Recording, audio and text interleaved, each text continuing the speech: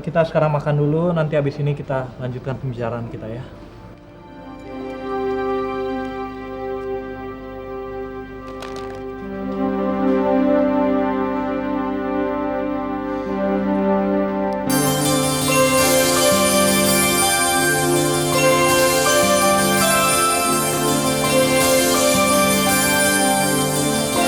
Ada apa? Kepala saya sakit. Saya harus pulang. Permisi ya. Permisi. Mama! Hai Leo. Apa kabar Tia. kamu? Baik. Kok kamu kelihatannya bingung gitu sih?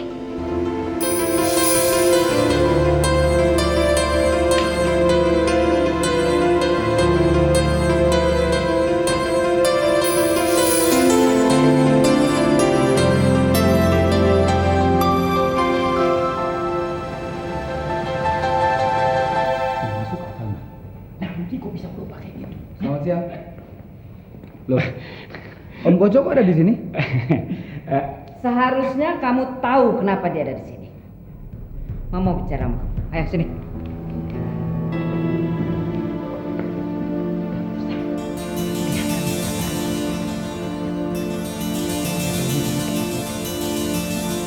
Ada apa sih, Ma? Apa? Ada apa? Apa yang kamu lakukan betul-betul tidak masuk akal. Apa kamu sudah gila sekarang? Hah? Gila? Kayaknya saya melakukan segala sesuatunya dengan penuh kesadaran kok. Mama nggak percaya itu. Ya, terserah Mama kalau Mama memang nggak mau percaya saya. Tapi saya yakin, apa yang udah saya lakukan kan biasa dilakukan oleh orang-orang yang mempunyai akal sehat. Jangan bicara soal akal sehat sama Mama. Ya karena Mama nggak tahu apa yang sebenarnya terjadi. Siapa bilang? Mama tahu sekali. Mama tahu apa yang terjadi. Bahwa anak jahanam itu sudah habis-habisan mencuci otak kamu. Jalan pikiran kamu sudah berubah sekarang. Ma, kenapa semua orang di keluarga kita dan para penjilat itu punya pandangan salah tentang Ferry? Kenapa sih, Ma? Kenapa kamu bilang? Hah? Kenapa kamu bertanya anak itu sejak dilahirkan sudah membawa bencana? Ibunya meninggal pada saat melahirkan dia. Dan sekarang kamu setelah kalian dewasa, dia ingin menghancurkan masa depan kamu. Kamu bilang lagi kenapa? Kamu anak saya satu-satunya, Rudi. Kematian dan kelahiran itu rahasia Tuhan. Ma. Semua bayi yang lahir, semuanya suci. Mama, buat saya, Ferry itu adalah berkah yang dikaruniai Tuhan dalam kehidupan saya, Ma. Di, Saya nggak tahu setan apa, iblis apa yang udah merusak pikiran Mama, pikiran Papa, dan semua penjilat dalam keluarga kita sampai kita tega menuduh Ferry sebagai pembawa bencana, Ma. kamu sudah gila. Betul-betul. Jadi kamu menganggap Mama, Papa, dan semua orang sesat. Sementara anak pembawa bencana itu kamu anggap membawa berkah untuk kamu. Betul-betul. Berani-beraninya kamu melawan Mama.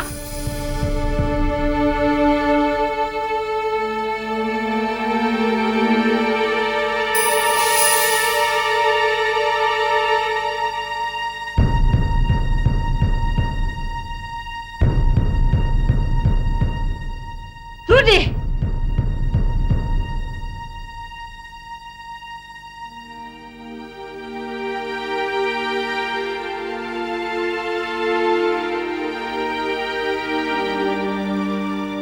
Sepanjang hidup saya,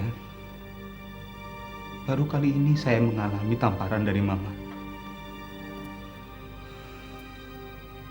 Mungkin kalau bukan karena Ferry, saya menerima puluhan, ratusan, mungkin ribuan tamparan dari Mama. Karena saya nakal sejak saya kecil. Makanya saya bilang, Ferry itu adalah berkah. Berkah yang dikaruniai Tuhan dalam kehidupan saya, Ma. Coba Mama belah dada. Mama akan melihat berlian dalam dada Ferry. Rudi, kamu betul-betul harus Mama bawa ke psikiater. Oh my God. Anak jahanam itu betul-betul sudah merubah cara kamu berpikir. Saya nggak perlu ke psikiater. Tidak ada yang salah dalam diri saya, Ma. Saya mengalami semua yang papa dan mama tidak ketahui dalam hidup saya, Ma. Ferry selalu berkorban untuk saya. Dia menutupi semua kesalahan saya. Ratusan hukuman harus dia terima, harus dia lakukan dan harus dia jalani. Padahal dia tidak berbuat salah sedikit pun, Ma. Saya yang berbuat. Ngomong kosong. Itu kata Mama. Saya yang ngalaminnya, Ma. Mama masih ingat? Dulu Mama punya jambangan kristal. Mama bawa dari Eropa dan pecah. Waktu saya masih kecil. Itu saya yang mecahinnya, Ma. Bukan Ferry. Saya takut. Saya takut sekali pada saat itu sampai saya kencing di celana. Karena saya tahu itu jambangan kristal kesayangan Mama. Tapi Ferry mengorbankan dirinya untuk saya. Dia yang mengakui bahwa dia yang memecahkannya, Ma. Mama masih ingat. Dulu Mama memukul Ferry dan mengurung dia di gudang tanpa memberikan makanan sehari. Dan saya juga masih ingat. Waktu itu satu SMP atau saya masih kelas 2 SMP, waktu Papa menghajar dia, menendang dia dengan kasar. Waktu Ferry menabrakkan mobil Papa. Padahal bukan Ferry yang menabrakkan saya, Ma. Saya yang nabrakin mobil Papa.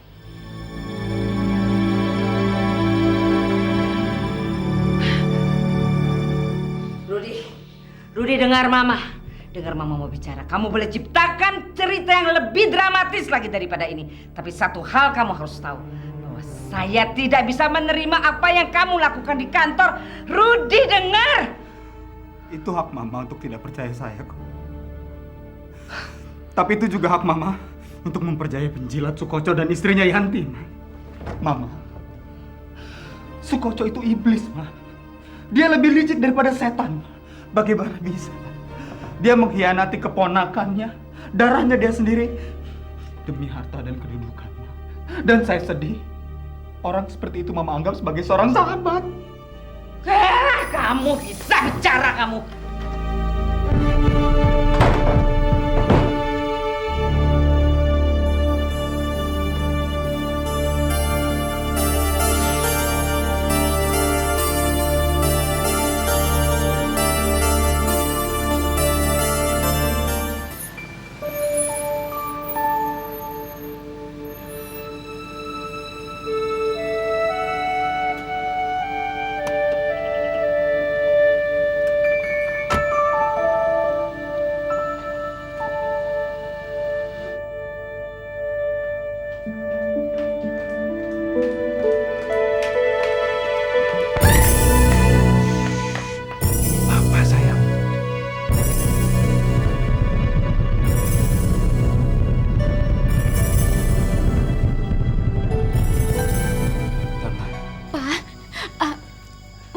Maafin aku waktu itu, aku terpaksa. Papa tahu sayang, tapi kadang-kadang Papa lepas kendali. Papa kan tahu minuman keras bisa membuat orang lepas kendali. Kenapa nggak mencoba menjauhinya, Pa? Papa selalu berusaha sayang. Setiap Papa menatapi matahari pagi, Papa selalu bersumpah untuk menjauhi minuman itu.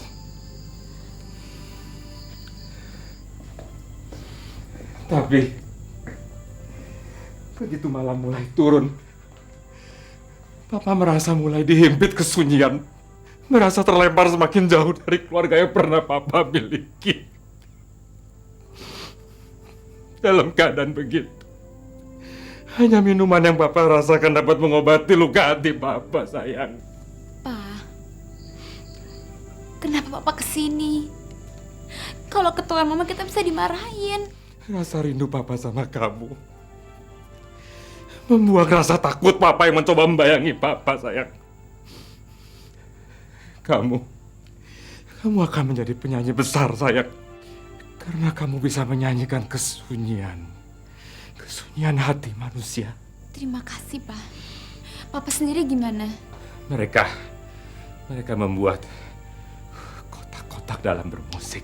Ada kotak alternatif, ada kotak eksperimental, dan entah kotak apa lagi. Dan musik papa tidak masuk dalam kotak-kotak itu. Dan kamu mau tahu apa komentar mereka tentang musik papa? Mereka bilang, orang gila bisa juga jadi musisi. Hanya saja sayang, alat musiknya sedikit meleset.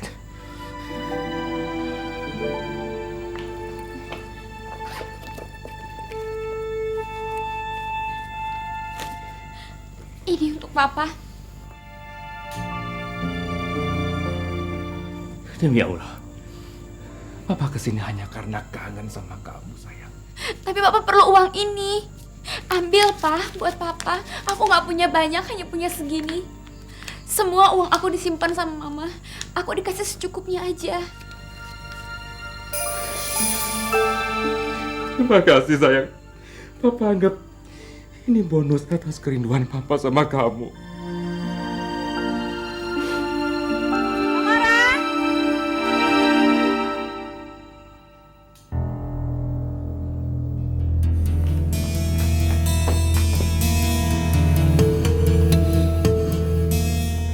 Pembantu bilang kamu sudah pulang dari tadi.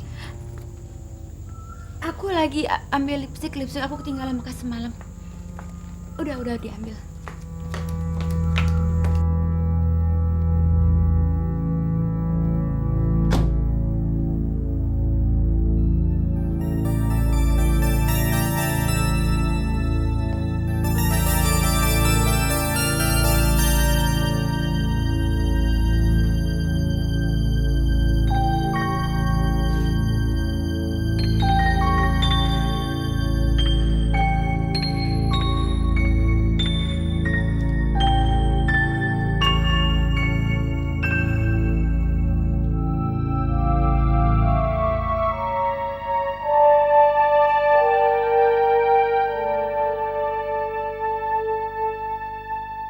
Gimana acara makan siang tadi? Baik-baik aja kok, Ma. Tadi Leo ngomongin tentang bisnis, tapi ini kan baru masa penjajakan.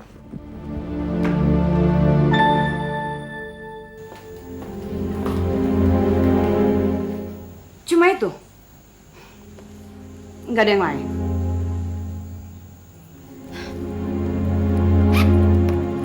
Ini maksud Mama.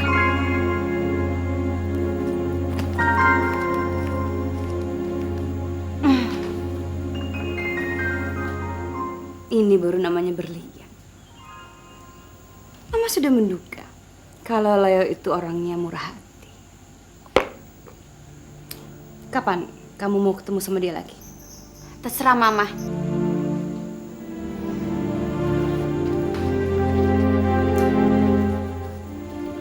Dia bilang apa lagi sama kamu? Dia bilang dia mau ngajak aku ke Bali. Mau ngomongin bisnis di sana? Berdua aja? Bagus. Mama setuju.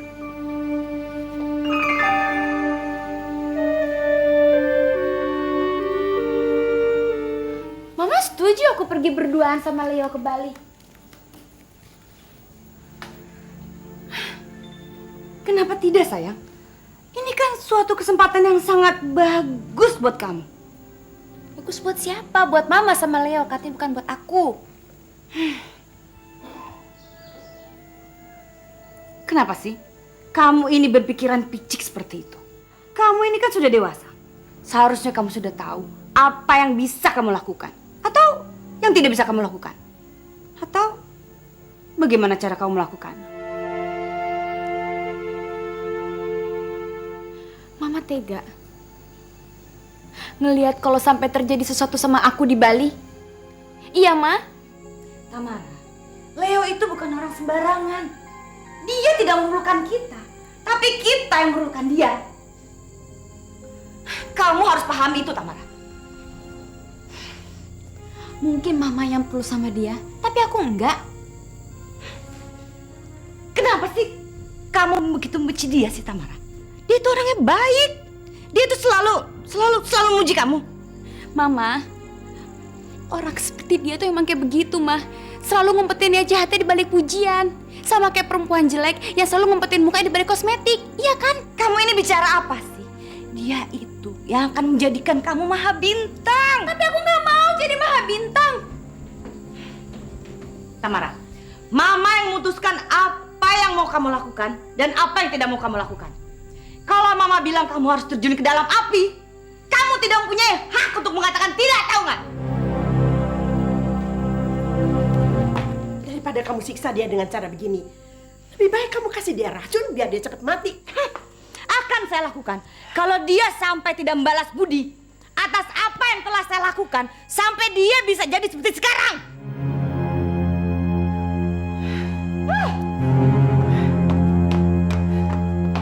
Sayang, memangnya kamu mau diajak buaya itu ke Bali? Enggak, Oma. Aku cuma pengen ngetes Mama tega apa enggak ngejual aku. Sayang, seharusnya mama kamu yang wajib kita kasihani. Karena dia rela menukar impian sucinya dengan emas dan berlian.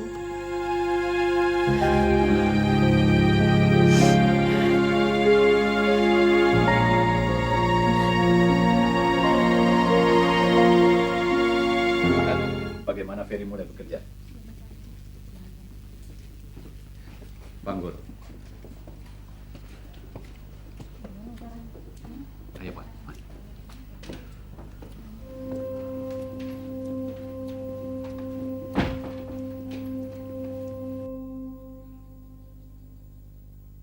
Untuk menghemat waktu, kita mulai saja pertemuan kita ini.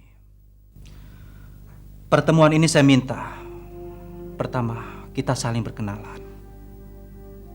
Dan yang kedua, saya ingin menyampaikan bahwa saya hanya salah satu dari anggota tim. Jadi jangan menganggap saya sebagai pimpinan. Maka anggaplah saya sebagai rekan sekerja kalian. Karena saya ingin meneruskan apa yang sudah diterapkan oleh Pak Anggoro sebelumnya. Saya masih mentah dan butuh bimbingan kalian. Bagi saya, kedudukan ini bukannya hadiah, melainkan tanggung jawab.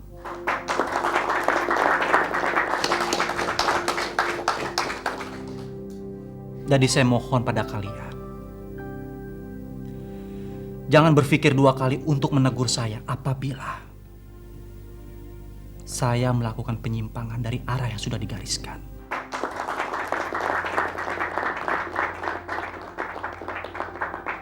Biarkan Ferry bicara dulu. Nanti baru kita bicara dengan dia.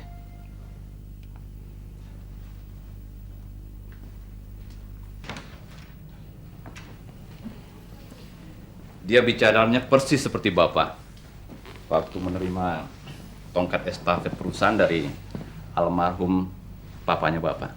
Saya yakin, Pak, dalam waktu yang tidak begitu lama lagi, perusahaan ini akan berkembang pesat. PT Sagara Kencana yang berarti lautan emas akan berubah menjadi lautan berlian. Apa alasan kamu sampai kamu bisa ngomong begitu? Ya, saya melihat darah segar dari seorang Anggoro baru yang duduk di perusahaan ini. Dia betul-betul duplikatnya Bapak. Loh, cari apaan, Pak? Kunci, saya mau pulang sebentar. Mungkin dalam kantong Bapak kan? Tadi saya kok tidak melihat Rudy ya, Pak? Iya, ya. Saya juga nggak lihat ya. Malah saya lupa kalau dia masih ada di rapat itu. Kamu masih stres? Kan obat stres saya yang paling ampuh ada di samping saya. Tapi saya harus pergi sekarang. Loh, kamu kok begitu? Egois.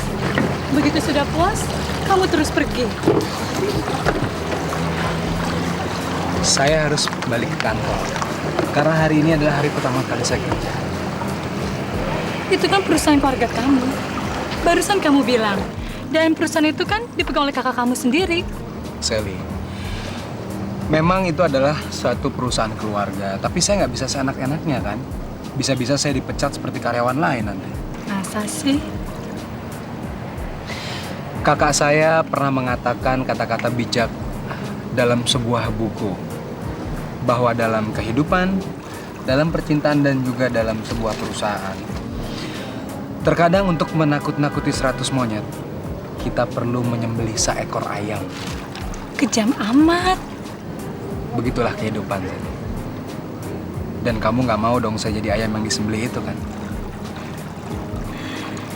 Tapi, kamu temenin saya makan siang dulu ya.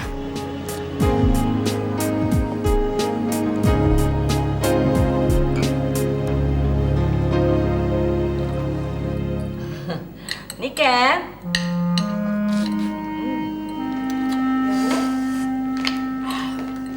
Nanti suruh Selamat beresin ya. Mbak, si Ferry itu nggak selugu tampangnya. Aduh, kalau soal itu saya udah tahu, Dek Goco.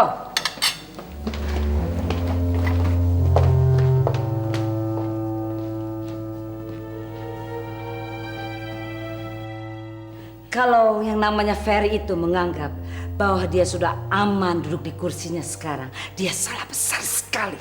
Karena saya akan merebut kembali kedudukan itu untuk anak saya satu-satunya bernama Rudi. Sesuai dengan janji suami saya, Anggoro. Tapi, Mbak, masalahnya bukan kita hanya mengembalikan kursi itu kepada Rudi, Mbak. Tapi Mbak juga harus menendak si Ferry, Mbak. Dia memang anak jahanam, Mbak. Kurang ajar itu. Ya. Mas Anggoro datang? Kita harus lewat pintu belakang.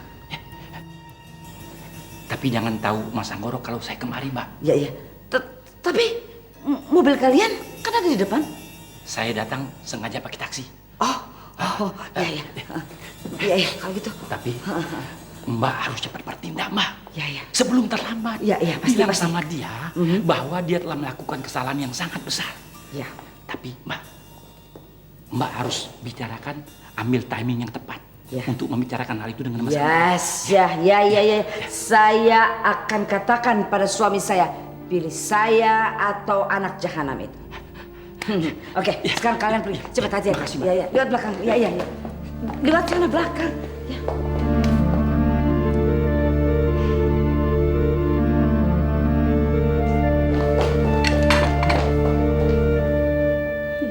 Dasar Dorna, bisanya cuma menghasut. Kok tega ya? Minum darah keponakan sendiri ya, Bu? Jangankan minum darah keponakan. Demi harta, orang busuk seperti dia itu mampu ngirim guna-guna sama emaknya sendiri, Mat. Udah mending kamu beresin di dalam, dimarahin sama nyonya. Cepetan. Ya, saya, Bu.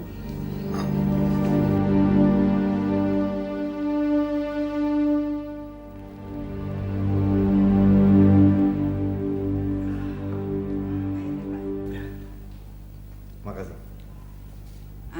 Gimana anak-anak di kantor, Pak? Saya tahu kamu mau tanya Ferry kan? Iya, Pak. Dia baik-baik aja. Alhamdulillah. Niken, tunggu, jangan pergi dulu. Oh, Niken. Ternyata anak asuh kamu yang namanya Ferry bukan hanya baik, tapi sangat amat teramat baik. 2 jempol untuk dia.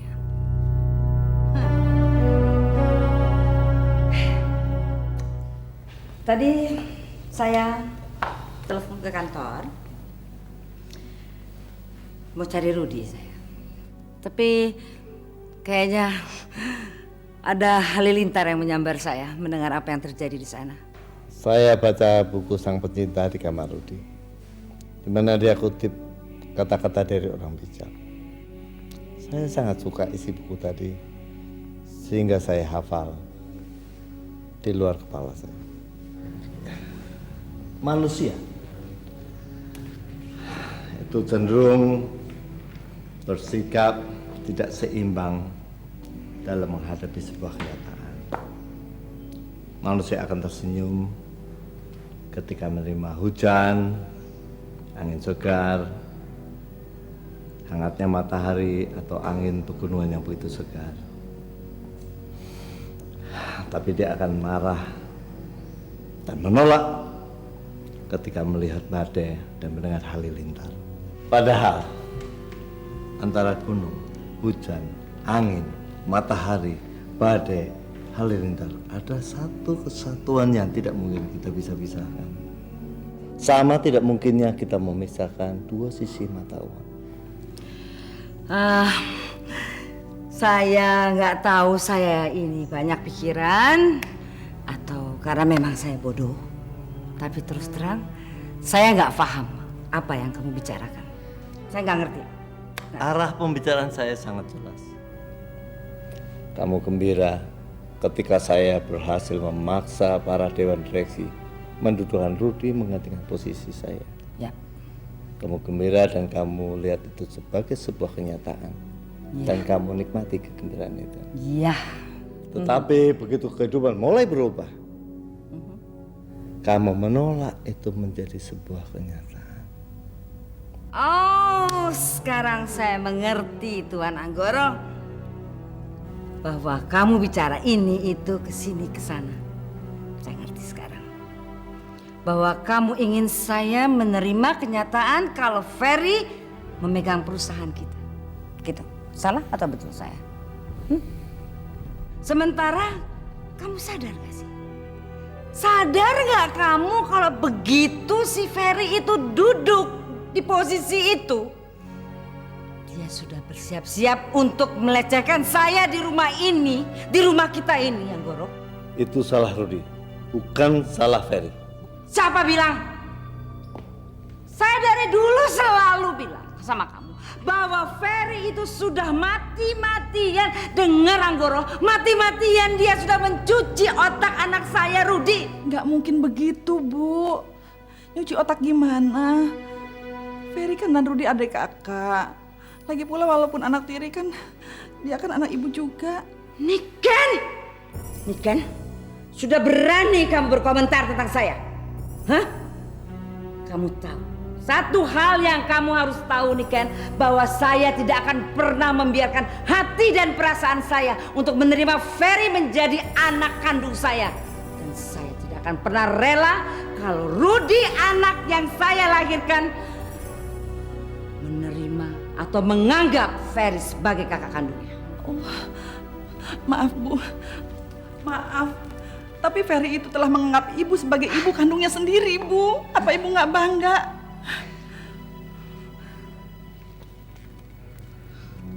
Lihat kamu Anggoro. Kamu sudah lihat apa yang terjadi setelah semuanya ini?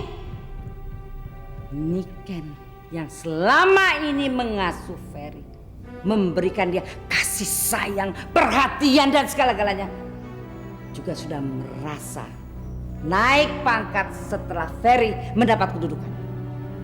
Dan kamu tahu, dia pasti sudah bersiap-siap untuk menginjak-injak kepala saya.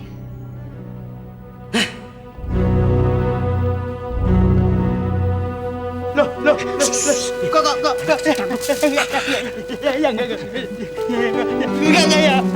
Ya, ampun. Saya pikir mah udah ngacu dari tadi. Pagi, Pak. Bos, dari mana aja bos? Kenapa? Bos baru mulai usil mau mengawasi gerak-gerik saya. Mana mungkin ada yang berani ngutang-ngetik bos? Lagi ngapain dia? Biasa lagi periksa-periksa file. Terus kenapa kamu begitu antusias menyambut saya? Ada yang dari tadi nungguin Bapak di ruangan Bapak. Siapa?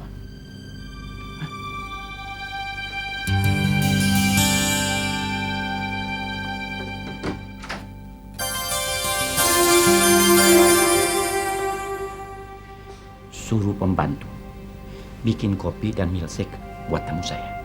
Oke. Biar saya sendiri yang kerjakan bos. Ya.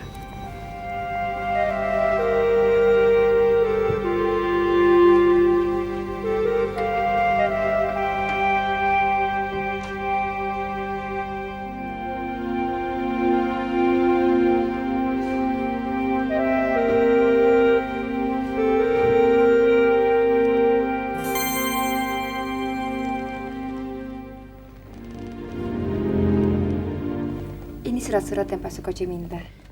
Sebetulnya ini cuma formalitas untuk melengkapi file tender.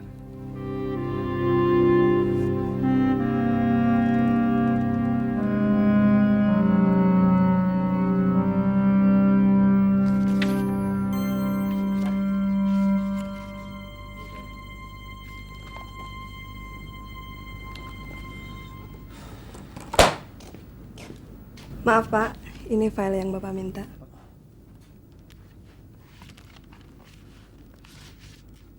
Rizka, Iya, Pak. coba kamu lihat Pak Rudi sudah kembali belum ya? Saya baru saja dari sana, Pak. Pak Rudi belum kembali. Terima kasih ya.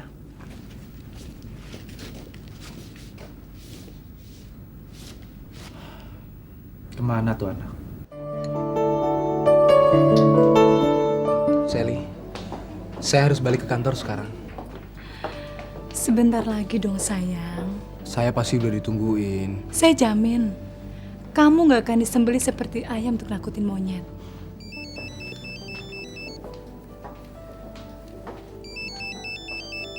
Saya bilang juga apa? Kakak saya pasti nelpon saya kan? Kalau kamu pergi sekarang, saya akan teriak dan nangis di sini. Halo. Rudi, di mana kamu sekarang?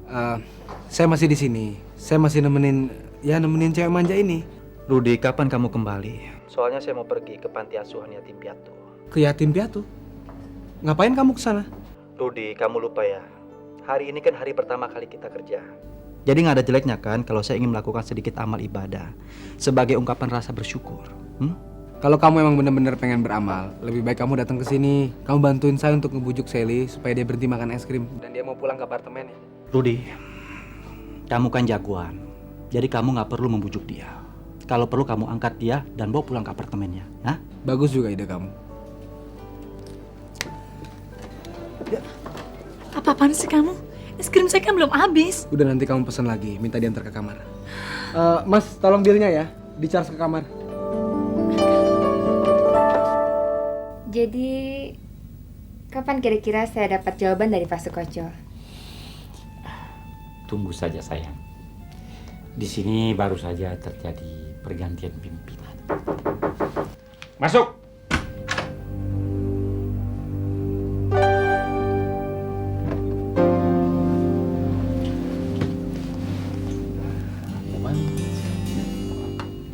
Ya, silakan. Ya. Lagi, Mas. Nih. Udah buruan.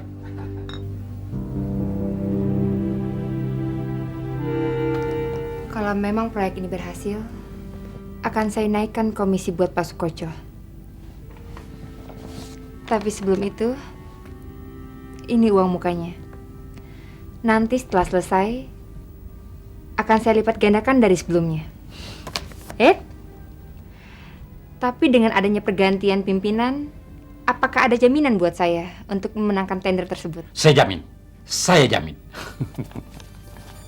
Pimpinan yang baru itu cuma seorang anak ingusan, masih bau kencur. Dia cuma sekedar simbol. Saya yang tetap mengatur semua permainan di sini. Tapi yang penting, asal tahu sama tahu. Pak Sukoco tahu apa yang saya mau. Selama saya berada di sini, apa kepentingan Sesteti merupakan kepentingan saya sendiri.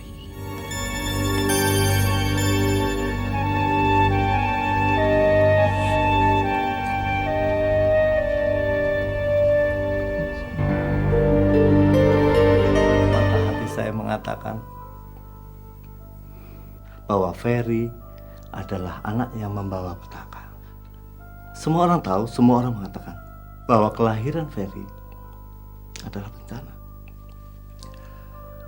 Tapi 25 tahun Niken mengajarkan kepada saya dengan perasaannya, dengan perbuatannya, tanpa kata-kata, bahwa Tuhan sudah melimpahkan pada kita akal, pikiran yang merupakan cahaya bagi jalan hidup kita. Tetapi mata hati kita dibutakan oleh nafsu yang tanpa sadar kita sudah memadamkan cahaya tersebut, sehingga kita membiarkan diri kita tersesat di dalam kemarahan. Oke. Jadi kamu menganggap saya marah karena mata hati saya sudah tertutup, begitu? Saya juga marah ketika melihat Rudi bersikeras menyerahkan jabatan kepada Ferry. Tetapi setelah mendengar perkataan Ferry, maka secara objektif memang kita harus memberikan kesempatan kepada dia, sambil kita menunggu kematangan akan pribadinya Rudi yang sudah kita hancurkan dengan kemanjaan dan kemanjaan. Jadi kamu percaya dengan omongan Ferry? Tidak hanya saya, seluruh anggota Dewan Direksi percaya dan mereka mendukung Ferry. Kalian semua di perusahaan itu boleh dikelabui oleh Ferry. Tapi saya jangan pernah dia mencoba mengelabui saya. Dan tidak akan pernah. Bagi saya dia tetap seorang pembunuh yang tidak pernah mengeluarkan darah. Dan dia seorang pendusta. Dan yang paling penting lagi, Anggoro, dia seorang pencuri yang telah mencuri yang seharusnya menjadi milik anak saya satu-satunya yang bernama Rudy. Kamu tahu itu?